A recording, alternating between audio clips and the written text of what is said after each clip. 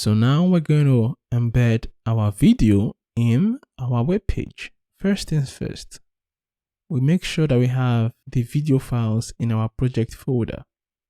You can see I have an MP4 called ink and another video file, inkw, that is a WebM format. Now, not all browsers support all file types, but we will go into that later and how to handle situations where a browser doesn't support a particular type. We have our image, and remember that it has certain attributes like source, width, and height.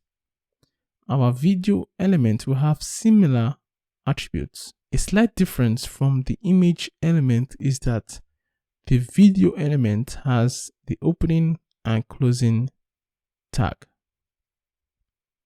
And just like our image, we use the source attribute to link it to the source.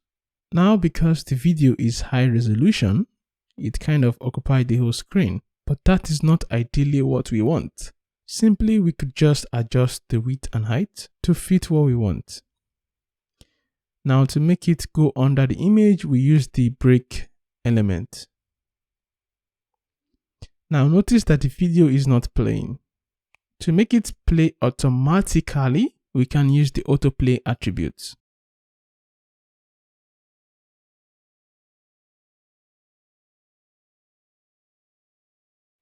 So it plays automatically once it loads. The second issue is that we don't have any controls, because what if I want to pause the video?